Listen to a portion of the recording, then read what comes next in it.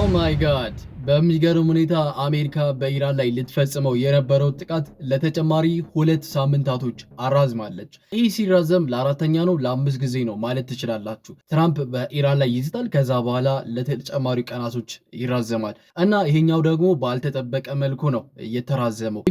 ጥቃቱ ሊፈጸም 2 ሰዓት ከምናምን ሲቀረው ነው አሜሪካ ይህ ጥቃት እንደተቋረጠ የተናገረችው። ጥቃቱ ሊፈጸም የነበረው ማክሰኞ ሌሊት 9 ሰዓት ላይ ነበረ እና ጥቃቱ ሊፈጸም ትንሽ ደቂቃዎች ወይም ትንሽ ሰዓታቶች ሲቀሩ ነው አሜሪካ ጥቃት እንደማስፈጽም የተነገረው። በፓኪስታን በኩል አሜሪካና ኢራን ድርድር እያደረጉ እንደሆነ ነው የተነገረው። ኢራን ወደ 10 የሚሆኑ ነጥቦችን አቅርባለች። አሜሪካ በነዛ ላይ እንደምትነጋገር ነው የተነገረው። ይሄ በጣም የሚገርም ነው ያልኳችሁ ይህንን ማንም ጠብቆት ስላልነበረ ነው። ማንም አሜሪካ ከዚህ ከማጥቃት ወደኋላ ታፈገፈጋለች ብሎ ይጠበቅ አልነበረም። ምክንያቱም ደግሞ ምን መሰላችሁ፣ ትራምፕ ማክሰኞ ዕለት በትሩዝ ሶሻል ሚዲያው በራሱ ገጽ ላይ ማለት ነው የፖስተው ፖስት ነበር ማክሰኞ ዕለት። በሱም ጽሁፉ ላይ ምንድን ነበር ብሎ የጻፈው የኢራንን ሲቪላይዜሽን ወደ ስቶን ኤጅ ወደ ድሮ ዓለምን መልሳታለን።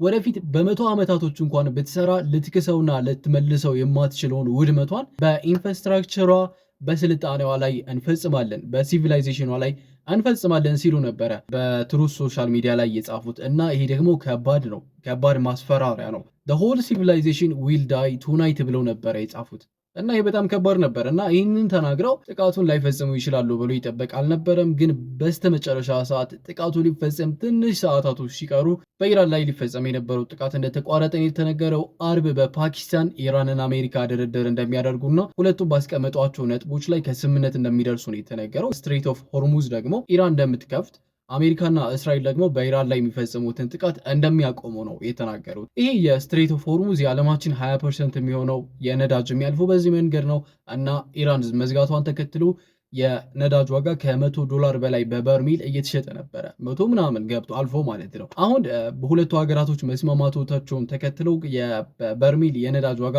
$100 በላይ በታች መቀነሱን ተነግሯል። ይህ ትናንትና ሮም ማለት ነው እንደተቀነሰ የተነገረው $100 በላይ ወርዷል የነዳጅ ዋጋ ሁለቱ ሀገራቶች መስማማታቸውን ተከትሎ። ትራምፕም ይሄ ነገር ከተነገረ በኋላ ከአንድ የዜና ተቋም ጋር በስልክ በነበራቸው ቆይታ ሙሉ ለሙሉ ድል አድርገናል፣ 100% ድሎ የኛ ነው፣ ኢራንን ወደ ራሳችን ፍላጎት አምጥተናታል፣ ስትሬት ኦፍ ሆርሙዝን እንድትከፍት አድርገናታል ሲሉ ነው የተናገሩት። በዛ በኩል ደግሞ ኢራን ድሉ የራሴ ነው፣ እኔ ነኝ ትራምፕን ወደ ራሴ ነጥቦች ያመጣሁት፣ ስለዚህ ይህ ስምምነት ይህ የተኩስ አቁም ስምምነት እኔ ድል ማድረጌን የሚያሳይ ነገር ነው እያለች ነው ኢራን። የእናንተ ሀሳብ ምንድን ነው? አሜሪካ ነች ወይስ ኢራን ከዚህ ነገር ድል ያደረጉት ብላችሁ ታስባላችሁ? እኔ እንደሚመስለኝ ግን ሁለቱም ሀገራቶች ያተረፉ ይመስለኛል ከዚህ ነገር። አሜሪካም በጣም ትልቅ ተጽዕኖ ነበር የሚፈጠርባት ይህን ጥቃት ብትፈጽም። ኢራን ላይም ሊፈጸም የነበረው ጥቃት ከፍተኛ ነበረ። ኢራን በጣም በብዙ ነበር ልትጎዳ የነበረውና ሁለቱም ሀገራቶች ተጠቅመዋል ብዬ አስባለሁ። ትራምፕ ከኢራን ጋር የደረሰውን ስምምነት ለ2 ሳምንታት የሚቆየውን የተኩስ አቁም ስምምነት እንደምታከብር፣ ለ2 ሳምንታትም ኢራንን እንደማታጠቃ ነው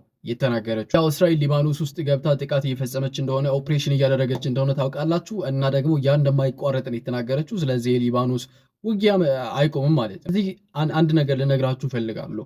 ይህ ጦርነት በጣም ከፍተኛ መሆኑን ወይም በጣም ከባድ እንደነበረ እንድታስተውሉ ፈልጋለሁ እና አሁን የምነግራችሁ ነገር ይህንን እንድታውቁ የሚያደርጋችሁ ነገር ነው፣ ምን ያክል ከባድ ጦርነት እንደነበረ ማለት ነው።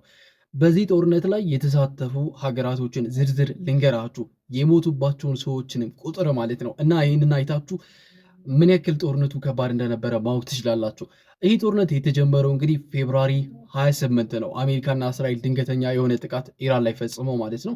በፈጸሙትም ጥቃት የኢራን ጠቅላይ መሪ የሆኑት አያቶላ አልካሜኒ ተገድለዋል እና ኢራን ከዛ በኋላ በሌሎች ሀገራቶች ላይ ጥቃት ፈጽማለች። ከባድ በሳውዲ አረቢያ የቀራት ሀገር የለም እና በሌሎች ሀገራቶች በደረሰ ጥቃት ምን አይነት ሰዎች ሞቱ፣ በዚህ ጦርነት ምን ያክል ሰዎች፣ የትኛው ሀገር ምን ያክል ሰው ሞተበት የሚለውን ነገር ልንገራችሁ ባጭሩ። ኢራቅ ውስጥ 117 የሚሆኑ ሰዎች ተገድለዋል። ኢራን ደግሞ እስራኤል ውስጥ በፈጸመችው ጥቃት ከ23 በላይ የሚሆኑ ሰዎች ተገድለዋል። ከዚህ በኩል ከጎኔ እንደምታዩት ማለት ነው። ከአሜሪካ ደግሞ ወደ 13 የሚሆኑ ወታደሮች ተገድለውባቸዋል። በኳታር 7 የሚሆኑ ሰዎች ተገድለዋል። በኩዌትም እንደዚሁ በተመሳሳይ መልኩ 7 የሚሆኑ ሰዎች ተገድለዋል። በሶሪያ 4 የሚሆኑ ሰዎች፣ ባህሬን 2 የሚሆኑ ሰዎች፣ ሳውዲ አረቢያም እንደዛው 2፣ በፈረንሳይ 1 ወታደር ተገድሏል እና ይሄ ጦርነት በአጠቃላይ ወደ 14 የሚሆኑ ሀገራቶችን ያሳተፈ ጦርነት ነበረ። 14 ሀገራቶች ከኒው ኢማጂን ያው ሁሉም ጥቃት ምላሽ ባይሰጡም ሳውዲ አረቢያ ምናምን የመሳሰሉት ምላሽ አልሰጡም ኢራን ለፈጸመቻባቸው ጥቃቶች።